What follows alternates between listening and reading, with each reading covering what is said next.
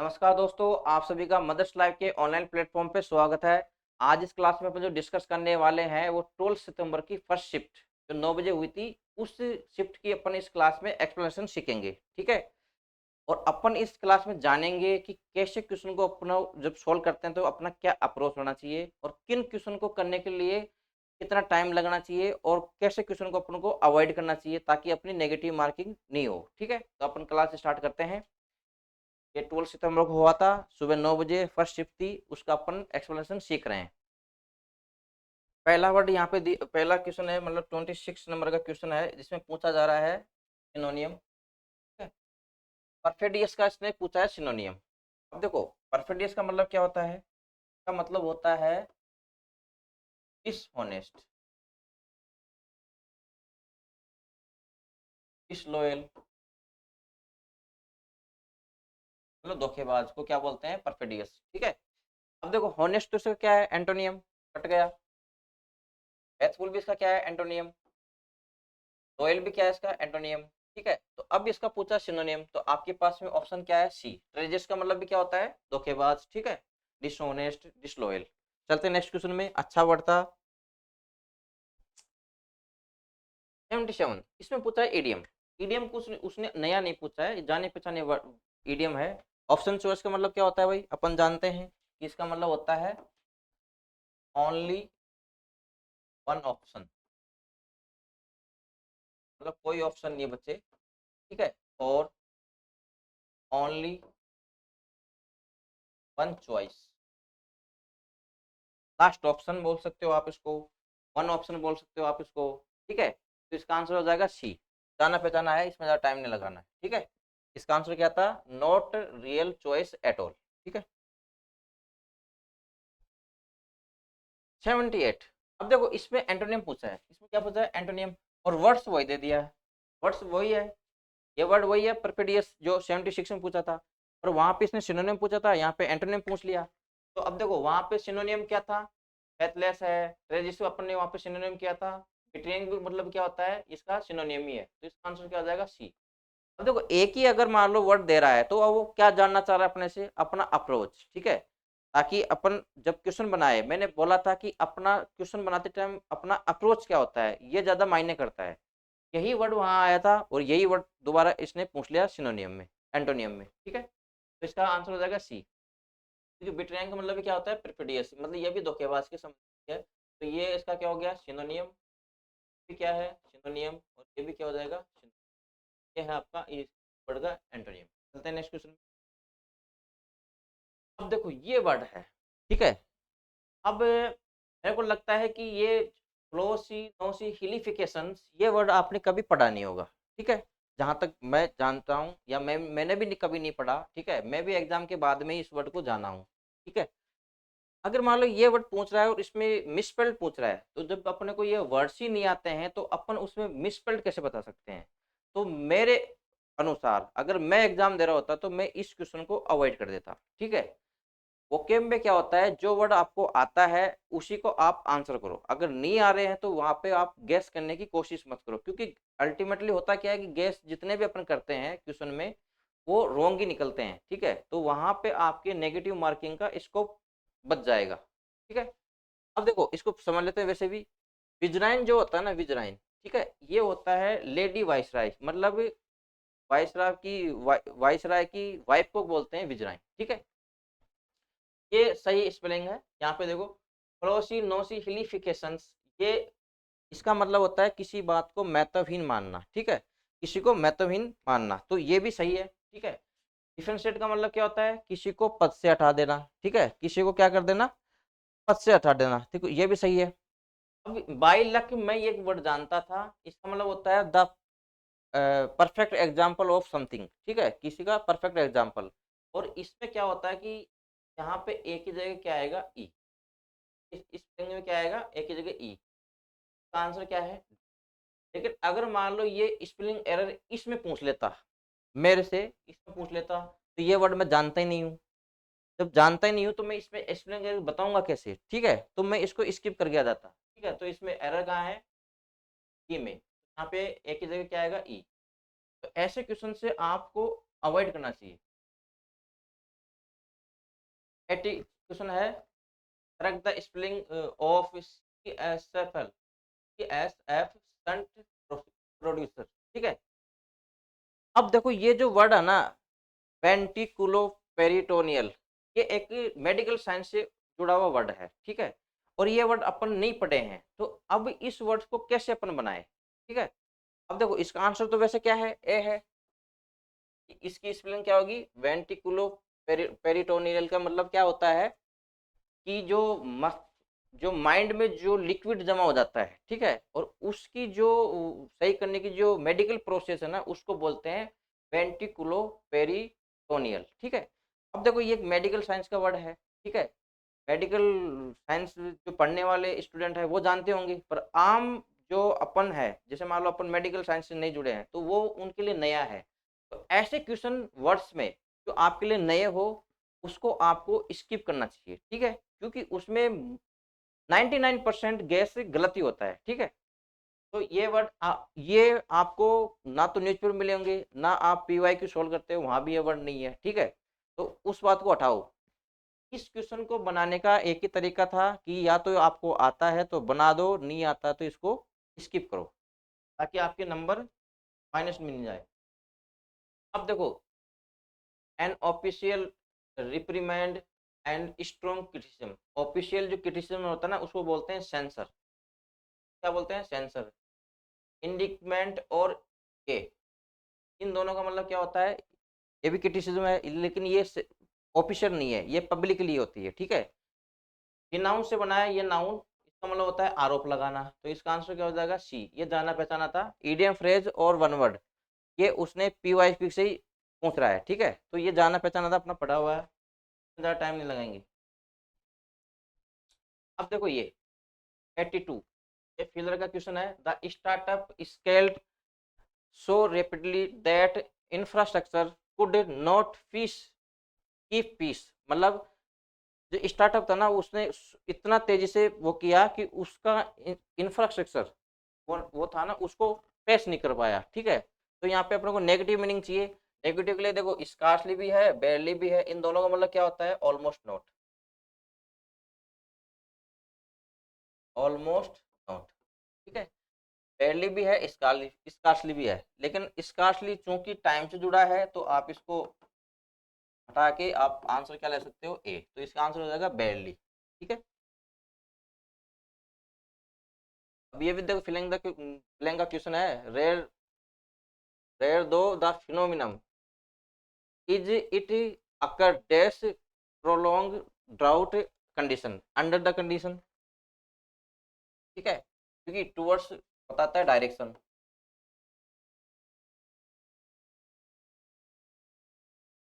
Among use होता है more than to के लिए, ठीक है। ये यूज होता है इन द मिडेस्ट या ड्यूरिंग के लिए भी, ठीक है। यहाँ पे सिचुएशन की बात हो रही है, तो अंडर द कंडीशन हो जाएगा, जानते हो आप ये वर्ड। ये देखो, while the proposal appeared pragmatic on paper, its implementations proved dash complicated than expected, ठीक है। अब देखो while यहाँ पे जो शो कर रहा है ना, वो कर रहा है कॉन्ट्रास्ट, मतलब अपोजिशन की बात कर रहा है। तो ये बोल रहा है while the proposal appeared pragmatic, pragmatic का मतलब होता है प्रैक्टिकल, ठीक है। ऑन पेपर, पेपर पे वो प्रैक्टिकल दिख रहा है, बट वाइल मतलब बट यहाँ पे it's implementation proved dash complicated then expected. अब देखो देन लगा है, तो इससे मतलब कंपेरेटिव डिग्री का स्ट्रक्चर आएगा। अब देखो, रेदर के साथ, रेदर तो आएगा नहीं, क्योंकि रेदर के और देन दोनों साथ में आते हैं, तो ये आपका ये कट गया। अब या तो मोर आएगा या लेस आएगा। अब लेस आएगा नेगेटिव में, मोर आता है पॉजिटिव में, ठीक है। अब देखो ये बता रहा है कि उसका प्रेगमेटिक मतलब पेपर पे वो प्रैक्टिकल तो दिख रहा है, but it's implementation proved complicated है देन, उसने जो सोचा था ना उससे ज़्यादा कॉम्प्लिकेटेड है। तो यहाँ पे बात हो रही है मोर, तो यहाँ पे आंसर आपका क्या आ जाएगा, मोर कॉम्प्लिकेटेड देन जो सोचा था एक्सपेक्टेड, ठीक है। तो इसका आंसर क्या है, बी। चलते हैं नेक्स्ट क्वेश्चन। अब देखो कॉम्बिनेशन क्वेश्चन। अब देखो कॉमनर में रूल्स तो वही हैं जो अपन पढ़ते हैं थ्योरीज में, ठीक है, लेकिन सेंटेंस उसने क्या कर दिया, कॉम्प्लिकेटेड कर दिया।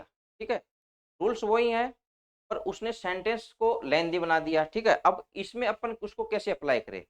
तो अगर मैं बोलूं आपको कि इसमें एरर है, यहाँ पे एयर की जगह यहाँ पे क्या आएगा, पॉज। अब ये क्यों आएगा, ये अपन को समझना है। क्योंकि यहाँ से लेके और यहाँ तक पूरा का पूरा सेंटेंस, पूरा का पूरा सेंटेंस जो है वो इस वर्ब का क्या है भाई, सब्जेक्ट। वर्ब का क्या है, सब्जेक्ट। जैसे मान लो मैं एक सेंटेंस लिखूं, यहाँ पे मैंने लिखा ए, आई का ए। अब इसको समझते हैं अपन। आई हो गया यहाँ पे सब्जेक्ट, ये वर्ब है, क्या है, ऑब्जेक्ट।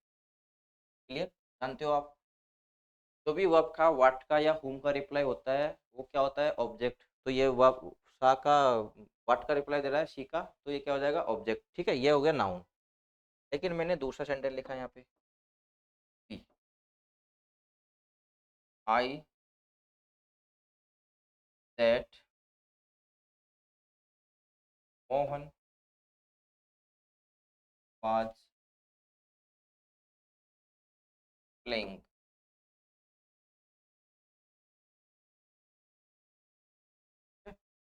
अब देखो इसमें समझना ये है, आई हो गया सब्जेक्ट, ये वर्ब है। अब सा व्हाट क्या देखा, तो ये पूरा का पूरा सेंटेंस जो है ना वो इस व्हाट का रिप्लाई है, और ये पूरा सेंटेंस वर्ब का क्या हो गया, ऑब्जेक्ट। यहाँ पे एक वर्ड ऑब्जेक्ट था, यहाँ पूरा सेंटेंस ऑब्जेक्ट हो गया। अब देखो, जब ये पूरा सेंटेंस ऑब्जेक्ट हो जाता है ना, तो इसको बोलते हैं नाउन क्लोज। क्या बोलते हैं इसको, नाउन क्लोज। ये नाउन है और ये हो जाएगी आपकी नाउन क्लोज। ठीक है, ऑब्जेक्ट की तरह काम कर रही है। अब देखो इसमें समझना और ये है, अगर मान लो मैं इसको बनाऊं, ये एक्टिव है, इसका बनाया है मैं पैसिव। पैसिव में इसको लिखूंगा मैं क्या, ए मूवी वॉज सीन बाय मी, ऐसे बनेगा। अब यहाँ पे देखो, ए मूवी सब्जेक्ट हो गया, ये इसकी वर्ब हो गई। और अब बनाते हैं इसका पैसिव, तो इसका पैसिव बनेगा कैसे, दैट मोहन वॉज प्लेइंग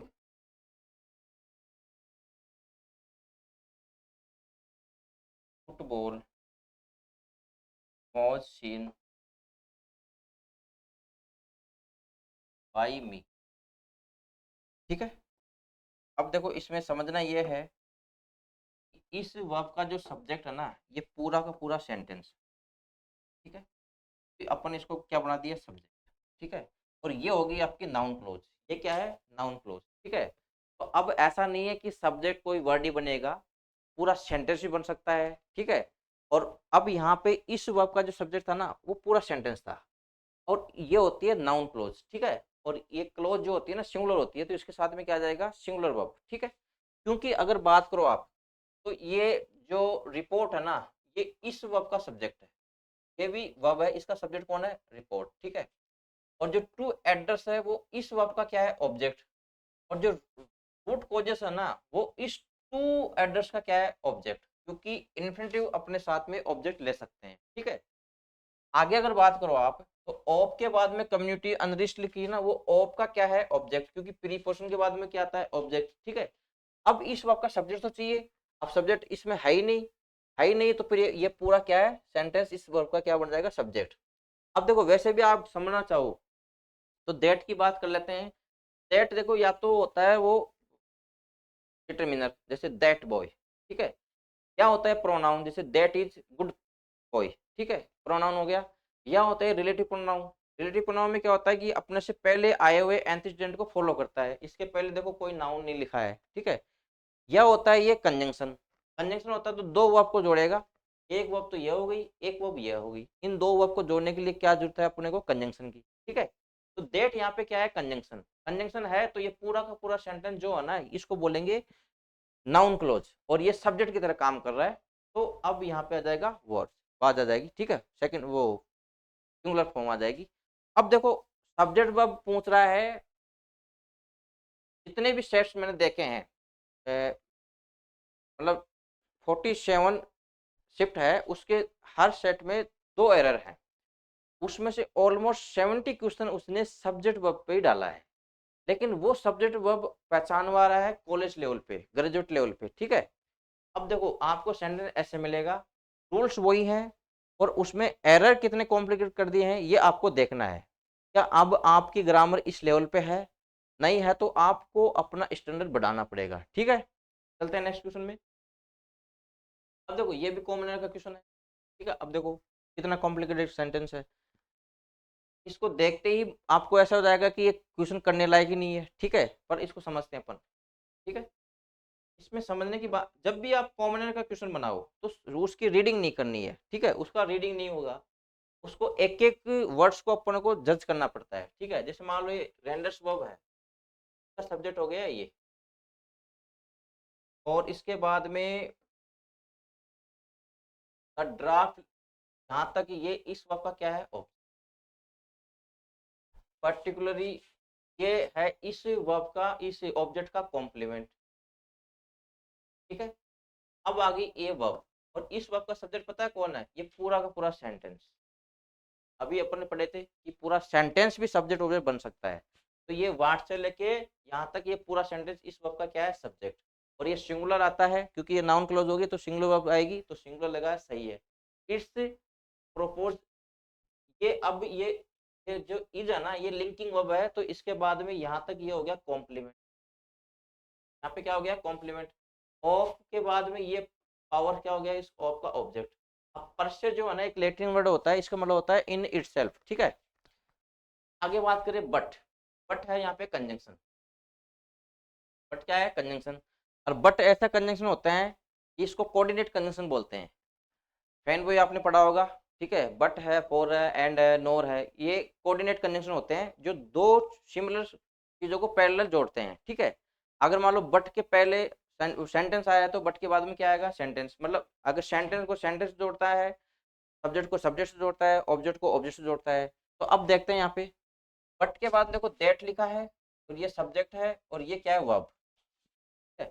तो बट के बाद में इसने क्या लगा दिया, पूरा क्लोज, पूरा सेंटेंस लिख दिया। लेकिन बट के पहले अगर बात करें तो पूरा सेंटेंस नहीं है। यहाँ पे देखो, यहाँ से लेके और यहाँ तक इसने जोड़ा है, तो ये पूरा सेंटेंस नहीं है, ये एक फ्रेज हो गई, नाउन फ्रेज हो गई। एक तरफ तो इसने फ्रेज जोड़ रहा है और एक तरफ क्या जोड़ रहा है, क्लोज। तो ये मिस्टेक हो गई, ठीक है, ये एरर हो गया। तो इसमें एरर कहाँ है, दैट इट प्रज्यूम को हटा के इसको बनाओ फ्रेज। तो इसको लिखना पड़ेगा आपको, इट्स,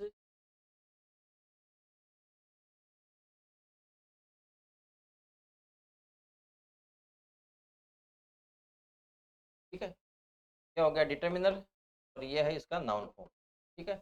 और ये दोनों मिलकर क्या बनेगी, फ्रेज। ठीक। तो इसमें एरर कहाँ था, डेट से लेके इट प्रज्यूम को उठा के अपन ने लिख दिया डेट प्रज्यूमेंस, ठीक है, ये इसका फ्रेज हो गया। हाँ, इसमें एक एरर और है कि यहाँ पे विदाउट के बाद में भी एन ही आना चाहिए था, तो और भी लॉजिकल होता, ठीक है। तो इसमें एरर कहाँ है, बी पार्ट में। अब देखो आपका एरर किस किस लेवल पे पूछ रहा है, ठीक है। तो अब ये ऐसे क्वेश्चन आपने प्रीवियस में तो बनाए नहीं होंगे, पीवाईक्यू में तो है नहीं ये, ठीक है। तो आपको जो प्रैक्टिस करनी है वो इस कॉम्प्लिकेटेड सेंटेंस में करनी है, अपने रूल्स को, ताकि आपकी ग्रामर भी क्या हो, इम्प्रूव हो, ठीक है। चलते हैं नेक्स्ट क्वेश्चन में। ग्रामर का लेवल उसने अच्छा दिया है। अब देखो ये एक्टिव पैसिव का क्वेश्चन है, ये तो आप जानते ही हो, ठीक है। लेकिन इसमें समझदारी की बात ये है, एक समझना ये है कि यहाँ पे दे रखा है हैव बीन नेगलेक्टिंग, मतलब प्रेजेंट परफेक्ट कंटिन्यूअस। और अपनी किताबों में बताया है कि प्रेजेंट परफेक्ट कंटिन्यूअस का पैसिव नहीं बनता। क्या नहीं बनता है, पैसिव। अब आ गया क्वेश्चन, ठीक है। तो ये रूल्स जो भी होते हैं ना, रूल से नहीं होता है, बात लॉजिकल होनी चाहिए, ठीक है। यहाँ पे इसका पैसिव अपने को चेंज करना है। तो आपको पता है पैसिव का स्ट्रक्चर क्या होता है, पैसिव जब भी अपन बनाते हैं ना तो उसमें टू बी का फॉर्म आता है, उस साथ में वर्ब की थर्ड फॉर्म आती है। ये पैसिव का स्ट्रक्चर है।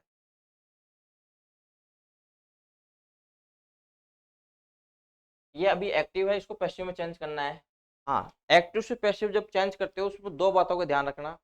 एक तो एक्टिव से पैसिव जब भी बनाते हो तो उसमें कभी भी टेंस चेंज नहीं होगा, ठीक है। दूसरी बात, उसका मीनिंग भी चेंज नहीं होगा, ठीक है। तो यहाँ पे अगर बात करें अपन, तो इसने देखो टेंस चेंज कर दिया, प्रेजेंट परफेक्ट था, इसने पास्ट परफेक्ट कंटिन्यूस वो पास्ट परफेक्ट बना दिया, ठीक है। तो ये इस वजह से गलत हो गया। बात करें यहाँ पे, देखो इसने प्रेजेंट कंटिन्यूस बना दिया, ये भी गलत हो गया। यहाँ पे इसने पास्ट कर दिया, ठीक है। अब देखो हैज बीन बीइंग नेग्लेक्टेड, ये है प्रेजेंट परफेक्ट का प्रेजेंट परफेक्ट कंटिन्यूस का पैसिव फॉर्म, ठीक है। तो आपका आंसर कौन सा सही है? जब भी आप एक्टिव से पैसिव या एक्टिव पैसिव के क्वेश्चन प्रैक्टिस करते हो तो सबसे पहले आपको वर्ब पे ध्यान देना चाहिए, क्योंकि वर्ब से ही क्या है कि 70% क्वेश्चन तो वर्ब से रिलेटेड होते हैं, फिर उसके बाद टेक्निकल क्वेश्चन आ जाते हैं, ठीक है। तो ये क्वेश्चन अपना बन गया, ठीक है। अब देखो ये एक नया क्वेश्चन जोड़ा है उसने, होमोनियम का, ठीक है। और इसमें भी अब देखो होमोनियम्स में क्या होता है कि एक वर्ड देता है, ठीक है, फिर उसके 4 ऑप्शन दे देता है, उस 4 में से 3 सेम होते हैं और एक अलग होता है, जो एक अलग होता है ना वो उसका आंसर होता है, ठीक है। अब जैसे मान लो इसने पूछा है the choir begin the introit at the pre signal. अब इसने पूछा है कि यहाँ पे जो ये वर्ड दे रखा है एंड्रॉयड, इसका मतलब क्या है। अब देखो ऐसे ये क्या करता है कि जो ऐसे वर्ड होते हैं ना, या तो कोई मेडिकल साइंस के दे देगा, या कोई एंशियंट इंग्लिश से, मतलब एंशियंट मेडिवल इंग्लिश से उठा के दे देगा, या कोई आर्टिकल दे देगा, ठीक है। अब इन वर्ड्स को अपन लिस्ट कैसे बनाए, ये वर्ड्स मिलेंगे कहाँ, ठीक है, क्योंकि इसका कोई वो अंत थोड़ी है, ये वर्ड्स आप कलेक्ट नहीं कर सकते। और कितने वर्ड हैं, जैसे एंटोनेशन में आप याद करते हो, वैसे इनको आप कलेक्ट नहीं कर सकते कि कितने वर्ड का होमोनियम होगा, ठीक है। थोड़े बहुत कर सकते हो, लेकिन हर बार नया वर्ड दे देगा, फिर क्या कर लोगे। तो ऐसे क्वेश्चन को बनाने के लिए आपको इस पे टारगेट ना करके अपनी अंडरस्टैंडिंग पे टारगेट करना चाहिए, ठीक है। इसने बताया है, क्वेश्चन में लिखा है कि एक ऐसा सेंटेंस है जो इससे अलग मीनिंग रखता है, ठीक है, वो सेंटेंस उसका क्या होगा, आंसर। बात समझ में आ गई। अब देखो इसको समझते हैं, फिर इसका मतलब क्या होता है वो तो अपन पढ़ेंगे ही, पहले अपन इसको इसको समझते हैं अंडरस्टैंडिंग से, ठीक है। द क्योर बेगन, अब इसका मतलब आपको पता है कि गाने वाने बजाने वाला एक ग्रुप ऑफ सिंगर, आपको पता है नहीं ये मतलब क्या होता है, एक group of singer.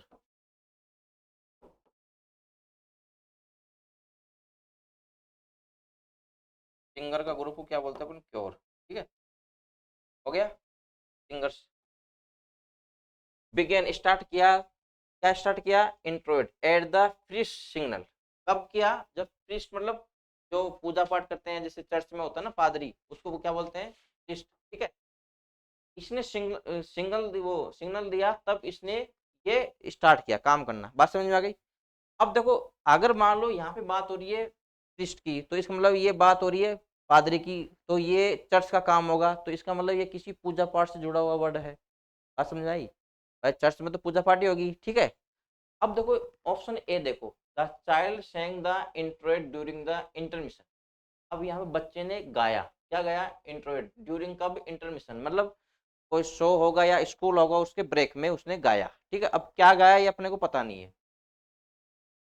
The introit was replaced by an organ improvisation, ठीक है।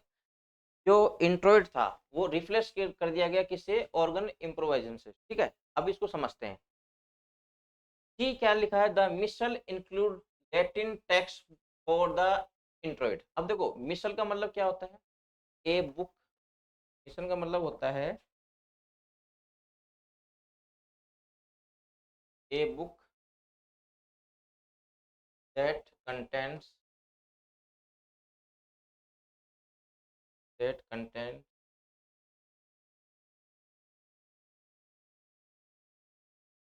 कंटेंट्स प्रेयर्स, में मतलब एक बुक जिसमें प्रेयर्स हो, ठीक है, मतलब प्रार्थना की किताब हो गई, ठीक है। इंक्लूड उसमें क्या किया गया, और ये होती है चर्च में, ठीक है। तो ये भी देखो इससे जुड़ गया, तो ये गलत हो गया। यहाँ पे भी बात किसकी हो रही है, पूजा पाठ टाइप की हो गई, क्योंकि बुक किसकी है, जो चर्च में प्रार्थना होती है ना, उसकी बुक को क्या बोलते हैं, मिसल, ठीक है। टी the cantor rehearsal the Sunday introit. अब यहाँ पे देखो कैंटर का मीनिंग आपको जानना चाहिए था। कैंटर कौन होता है? जो चर्च में गाता है उसको क्या बोलते हैं? कैंटर। ठीक है, चर्च में गाने वाले को क्या बोलते हैं? कैंटर। तो इसका मतलब अगर अपन समझे इसको, तो ये दो क्या है? पूजा पाठ से जुड़े हुए हैं। ठीक है, ये दोनों क्या है? ऑप्शन सी और ऑप्शन डी किससे जुड़ा है? पूजा पाठ से। और ये जो सेंट यहाँ पे प्रीस्ट का मतलब अगर आया था तो ये चर्च से बात हो रही थी, इसका मतलब ये भी बात किससे हो रही है? पूजा पाठ से। तो तीनों सेम हो गए। अब आपके पास में दो ऑप्शन बच गए, ए और बी। अब देखो इसमें आप कंफ्यूज कर सकते हो, लेकिन यहाँ पर अगर इसका मतलब आप जानते हो, इसका मतलब क्या होता है? इसका मतलब होता है जो पूजा पाठ की जो म्यूजिकल इंस्ट्रूमेंट होते हैं ना उसमें बदलाव करना, इसको बोलते हैं ऑर्गन इम्प्रोवाइजेशन। ठीक है, तो ये भी पूजा पाठ से जुड़ा हुआ है। ये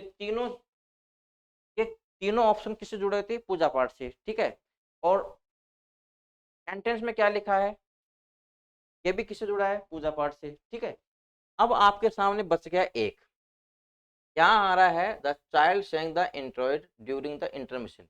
अब ये देखो इंटरमिशन की बात हो रही है, मतलब किसी शो में कोई इंटरमिशन होगा उसकी बात हो रही होगी, या कोई स्कूल में इंटरवल हो गया उसकी बात हो रही है, और यहाँ पे सिर्फ बच्चे का गाने की बात हो रही है। किसकी गाने की बात हो रही है? बच्चे की। तो यहाँ पे आपका आंसर क्या है? ए।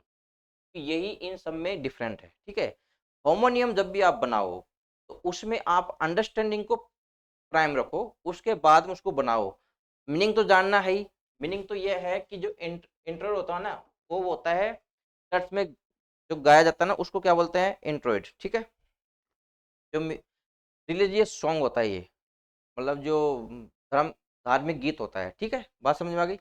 और यहाँ पे जो बात हो रही है ना वो धर्म की बात नहीं हो रही है, वो इसके अलावा बात हो रही है, क्योंकि बच्चे के गाने की बात हो रही है। ठीक है, तो इसका आंसर क्या है?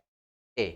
तो जब भी हार्मोनियम का क्वेश्चन बनाओ, तब पहले आप अंडरस्टैंडिंग को प्राइम रखो, क्योंकि नेक्स्ट शिफ्ट में भी इसका क्वेश्चन आएगा तो वो भी अपन अंडरस्टैंडिंग से बनाएंगे। ठीक है, चलते हैं नेक्स्ट क्वेश्चन।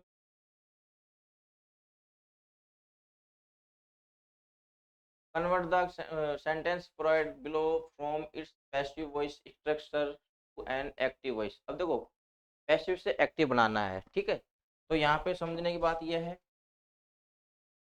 कि देखो ये पैसिव, एक पैसिव, और ये दूसरी वर्ब भी किस में है? पैसिव में। ठीक है, अब अपने को बनाना है इसका active.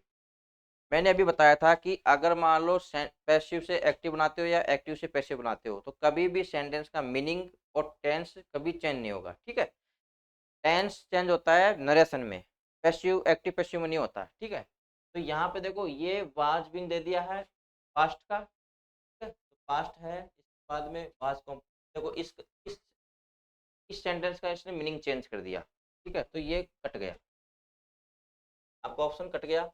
The operation was compromise multiple sources suggested. अब देखो इसने वाज कॉम्प्रोमाइज कर दिया, जबकि यहाँ पे हैड बीन कॉम्प्रोमाइज था, मतलब पास्ट परफेक्ट का क्या था? ये पैसिव। इसने बना दिया किसका? पास्ट इंडेफिनिट का।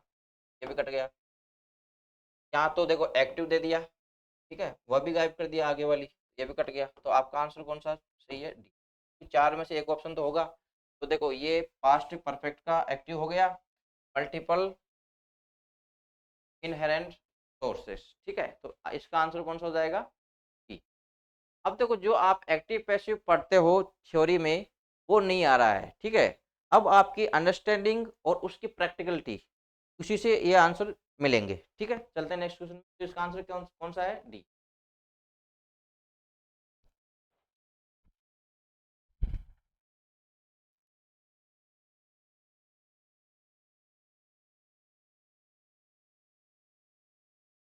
अब देखो आंसर, हाँ इसका आंसर डी हो गया। अब चलते हैं आगे। अब यहाँ पे देखो ये पैसेज आया है। ठीक है, और ये जो पैसेज जो आ रहे हैं ये आ रहे हैं सजेस्टिव राइटिंग से। मतलब लिखने के दो तरीके होते हैं, एक होता है स्ट्रेट फॉरवर्ड, सीधी सीधी बातें लिखनी है। ठीक है, उसमें आप आराम से आप समझ सकते हो। लेकिन एक होती है सजेस्टिव राइटिंग। सजेस्टिव राइटिंग में क्या होता है कि बातें तो वही होती है पर उसको लिखने का तरीका थोड़ा घुमा के लिख देता है। ठीक है, टफ कर देता है। तो उसको समझने के लिए अपने को अपनी अंडरस्टैंडिंग डेवलप करनी पड़ेगी, रीडिंग स्किल अपनी बढ़ानी पड़ेगी, ठीक है। अब देखो ये पूरा पूरा सेंटेंस है, ठीक है। इसके आगे देखो ये सेंटेंस पूरा पूरा ये क्या है, पैसेज है, और ये यहाँ तक है, ठीक है। इतना बड़ा पैसेज है, ठीक है। अब इसको समझे कैसे, तो इसके लिए मैंने क्या किया है कि हाउ टू रीड पैसेज, इसकी एक अलग से प्लेलिस्ट आपको मिलेगी, इसमें हर शिफ्ट के पैसेज को मैं उसमें अलग से पढ़ के आपको बताऊंगा। फिलहाल के लिए मैं इसके आंसर आपको बता देता हूँ, ठीक है, ताकि आप इसको बनाओ, फिर इसके बाद में इसको एक्सप्लेन कैसे करना है, इसको कैसे अपने लेवल पे लाके समझना है, इसके लिए आपको अलग से एक प्लेलिस्ट मिल जाएगी। क्लियर। अब इसको आप पहले पढ़ लेना अपने अंडरस्टैंडिंग से, और आप क्वेश्चन के आंसर मैच कर लेना, फिर इसके बाद में जब क्लास मिलेगी तो वो सिर्फ पैसेज की क्लास होगी, जिसमें मैं आपको बताऊंगा कि इस इतने बड़े लिखे हुए पैसेज को भी अपन कैसे समझ सकते हैं, उसमें सारी चर्चा होगी, ठीक है। इसलिए मैंने उसकी प्लेलिस्ट अलग से तैयार करवा रहा हूँ, ठीक है। अब देखो इसके क्वेश्चन पहले पढ़ लेते हैं अपन, तो फिर अलग से क्लास आपको मिलेगी। 90 क्वेश्चन पूछ रहा है, according to passage how to wisdom primary acquired, ठीक है, through textbook, through emotional detachment. अब देखो इसका आंसर क्या है, सी। मैं पहले आपको आंसर बता देता हूँ, आंसर क्या है, सी, ताकि आप जब बनाओ तो पहले आप मैच कर लेना, फिर उसका एक्सप्लेन तो मैं कर ही दूंगा नेक्स्ट क्लास में, ठीक है। तो इसका आंसर क्या हो जाएगा, थ्रू एक्सपीरियंस एंड रिफ्लेक्शन। इसके बाद देखो, what does the author mean by wisdom enrich the soul. अब देखो इसका आंसर आपका जो बन जाएगा वो बनेगा क्या, बी, डीपर इस फोस्टर डीपर मोरल साइड, ठीक है। तो इसका आंसर है बी।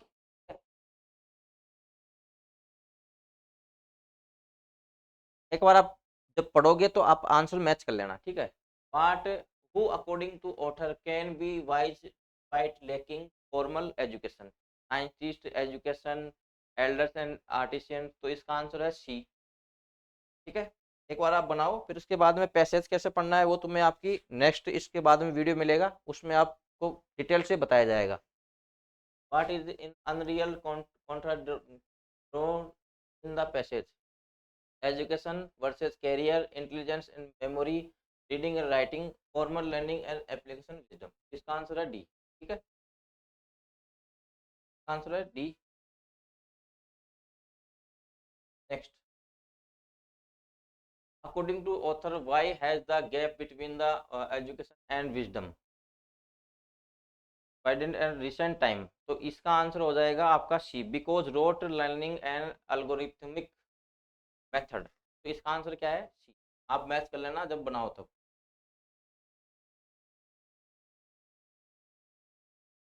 अब देखो ये एक इम्प्रूवमेंट का क्वेश्चन है, सेंटेंस इंप्रूवमेंट इतने टफ नहीं दिया जितने कॉमन दिया था, ठीक है। पैसेज के लिए आपको एक अलग से क्लास मिलेगी इसके जस्ट बाद में, ठीक है।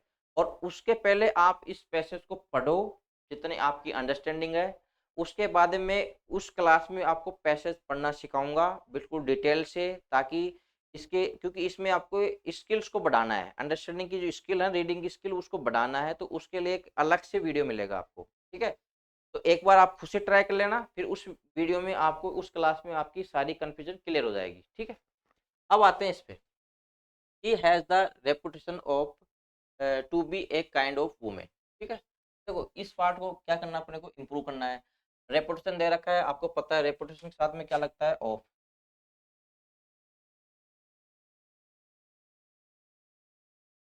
साथ में क्या लगता है, ऑफ। और ऑफ लगा है तो ऑफ प्रीपोजिशन हो गया, तो इसके बाद में आती है या तो वर्ब की फोर्थ फॉर्म। वर्ब की कौन सी फॉर्म आती है, आईएनजी फॉर्म। प्रीपोजिशन के बाद में जब भी आप वर्ब लगाओ तो कौन सी फॉर्म आएगी, फोर्थ फॉर्म, आईएनजी फॉर्म जिसको आप बोलते हो, तो बाद में आएगी आईएनजी फॉर्म, ठीक है। तो यहाँ पे देखो टू टू आया है, गलत हो गया। ऑफ यहाँ भी है और ये तो टू है, अब दो में है, of being a kind women या ऑफ द काइंड वुमेन। तो आपका आंसर क्या हो जाएगा, B. Of the kind women तो होगा नहीं, ठीक है। तो इसका आंसर क्या था, बी। ये देखो, the doctor advise him to avoid eating sweets and to exercising regularly. Doctor ने एडवाइस किया उसको टू अवॉइड स्वीट्स को अवॉइड करने के लिए और डूइंग एक्सरसाइज रेगुलरली, मतलब एक्सरसाइज को भी अवॉइड कर दो, ठीक है, तो ये गलत हो गया, ठीक है। अब देखो इसको सही करते हैं। तो एडवाइस यहाँ पे क्या है, वर्ब है, उसके बाद में ये क्या होगा, इसका ऑब्जेक्ट, ठीक है, ये इसका क्या है, एडवाइस का ऑब्जेक्ट। एडवाइस है डायरेक्ट ट्रांजिटिव वर्ब होती है, डबल ऑब्जेक्ट लेती है, ये इसका क्या है, ऑब्जेक्ट। डॉक्टर हो गया इसका सब्जेक्ट। अब टू अवॉइड ईटिंग स्वीट्स है ना, ये भी इसका क्या है, एडवाइस का ऑब्जेक्ट। एडवाइस होम हिम, तो ये रिप्लाई है होम का। एडवाइस वाट, तो ये है रिप्लाई इसका वाट का। तो वाट का रिप्लाई क्या होता है, डायरेक्ट ऑब्जेक्ट, और होम का होता है इनडायरेक्ट ऑब्जेक्ट, आपने पढ़ा होगा। तो दो ऑब्जेक्ट वाली जो होती है ना, उसको बोलते हैं डाइट्रांजिटिव। क्या बोलते हैं, डाइट्रांजिटिव। तो ये डाइट्रांजिटिव वर्ब है, लेकिन इसके साथ एक रूल है। जैसे एडवाइस है, रिकमेंड है, ठीक है। अगर मान लो ये वर्ब हो और इसके बाद में आप लिखते हो ऑब्जेक्ट, क्या लिखते हो, ऑब्जेक्ट, तो इसके बाद में आएगा, इसके बाद में आ जाएगा आपका वर्ब की फोर्थ फॉर्म, ठीक है। इसके बाद में क्या आ जाएगा, वर्ब की फोर्थ फॉर्म। अगर ऑब्जेक्ट है तो इसके बाद में आएगा टू इवन, ठीक है। और अगर मान लो ऑब्जेक्ट नहीं हो, ऑब्जेक्ट नहीं हो, तो यहाँ पे आ जाएगा सीधा क्या, वर्ब की फोर्थ फॉर्म, आईएनजी फॉर्म। जैसे मान लो मैं यहाँ पे लिखूं the doctor advice him to exercise. यहाँ पे देखो समझो, ऑब्जेक्ट हो गया, ये वर्ब है, ये क्या है, ऑब्जेक्ट। इसके बाद में अगर ऑब्जेक्ट आएगा तो क्या आएगा, टू इवन। लेकिन अगर मैं इसको ऐसे लिखूं, इसको मैं ऐसे लिखूं यहाँ पे, the doctor advice exercise, exercising.